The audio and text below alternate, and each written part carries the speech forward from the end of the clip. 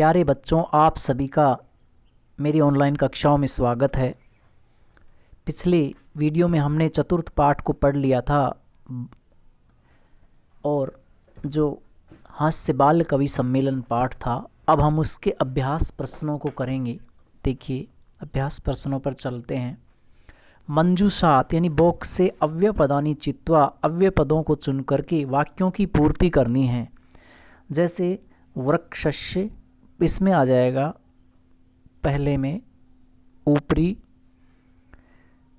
Number 2 पर विवादेन अलम, ये 2 नंबर में आ जाएगा। उसके बाद बही, ये 3 नंबर में। उसके बाद बही मागच्छ, मंचस्य ऊपरी, मंचस्य अध्य, इसमें ये 4 नंबर में। और छात्रा विद्यालय से अंत है यानी अंदर प्रविशन्ति, ये 5 नंबर में। ये प्रश्न में फिल इन द ब्लैंक्स हैं, ये सारे सीरीज मैंने डाल दिए हैं, इसको देख करके आपको भरने हैं। नेक्स्ट पर चलते हैं। ये जो प्रश्न है इसमें अशुद्ध पद चुनना है। इन पदों में एक पद अशुद्ध है, जैसे मैं आपको इसमें बता देता हूँ सब में। जैसे पहले में गमंती नहीं होता है, कोई रूप नहीं होता, ये गलत है। इसमें गजेन गलत है, गजेन होता है, गजेन नहीं होता, ये भी अलग है, यहाँ लिख देंगे। यहाँ पे जो आया है मातया, कोई शब्द नहीं है, ये भी गलत है। अशुद्ध शब्द छाड़नी, अशुद्ध हैं। उसके बाद माते जो है ये भी गलत है।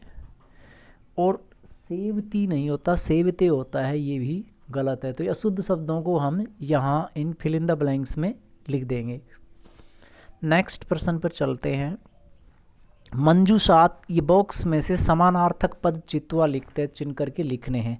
प्राप्य का अर्थ होता है प्राप्त करना, और लब्ध्वा का भी यही अर्थ है, ये 1 नंबर में आ जाएगा।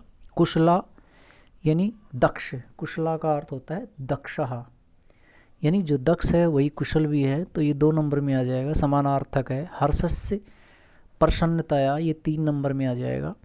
और देहस्य शरीरस्य, एक ही बात है, ये शब्द समानार्थी 4 नंबर में। और वैद्यम और चिकित्सकम एक ही बात है, ये 5 नंबर में आ जाएगा। तो ये सारे जो ब्लैंक हैं इनका मैंने सीरीज डाल दिया, आप इसको देख के कर लेंगे। नेक्स्ट जो है प्रश्नों के उत्तर एक पद में लिखने हैं। अधोलिखितान प्रश्नानाम उत्तराणि एक पदेन लिखते। जैसे मंचे कति बाल कव्य उपविष्टा संति, मंच पर कितने बाल कवि बैठे हुए थे, प्रश्न दिया है इसका। मंचे चत्वार बाल कव्य उपविष्टा संति, 4 बाल कवि बैठे हुए थे। के कोलाहलम कुर्वन्ति, कौन कोलाहल कर रहे थे, श्रोतार है, सुनने वाले लोग। गजाधर है कम उद्देश्य काव्यम प्रस्तोति, गजाधर किसको उद्देश्य करके काव्य सुनाता है, गजाधर आधुनिक वैद्यम उपदेश्य, आधुनिक वैद्य को उपदेश करके काव्य सुनाता है। तुंदिल जो मोटा कवि था वह कस्य ऊपरी हस्तम अवतार थे, किसके ऊपर अपना हाथ फेरता है, तुंदिल तुंदस्य, अपनी तोंद के ऊपर, पेट के ऊपर हाथ फेरता है।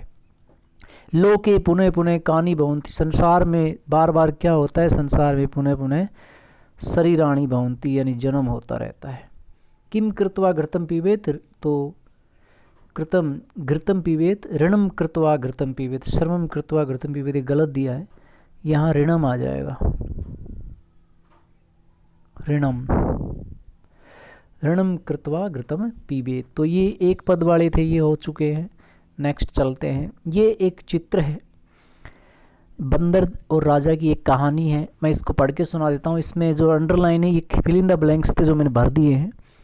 तो ये प्रश्न था, आपको करना था। पूरा प्राचीन समय में एकस्य नृपस्य एक प्रिय वानर आसीत, प्राचीन समय में एक राजा का एक प्रिय वानर था। एकदा नृपस्य आसीत, एक बार राजा सो रहा था।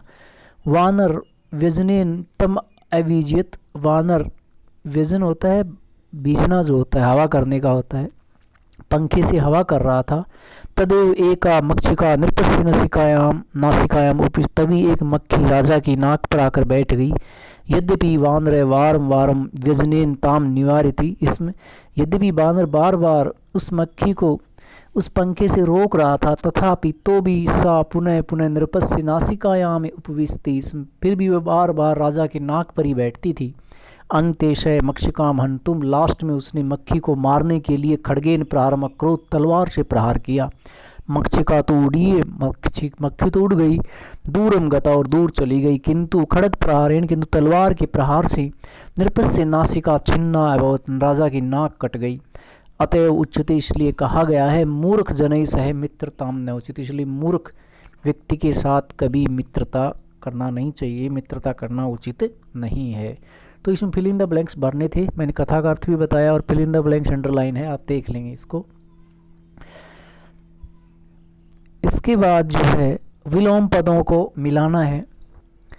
जैसे अद्य का विलोम पद क्या होगा, अद्य मानी नीचे और ऊपरी, अद्य का हो जाएगा, अद्य का होगा ऊपरी, अद्य का जो ऊपरी हो जाएगा, अंत का बही हो जाएगा विलोम शब्द। दुर्बुद्धि का सुबुद्धि, उच्चय का निश्चय, दुर्लभ का सुलभम। इस प्रकार इनको मैच करना है, मैंने करके दिखा दिया है। प्यारे बच्चों, ये आपके अभ्यास प्रश्न थे इस पाठ के। अगले वीडियो में हम नए पाठ के साथ फिर मिलेंगे, तब तक के लिए सभी बच्चों को मेरा नमस्कार, धन्यवाद।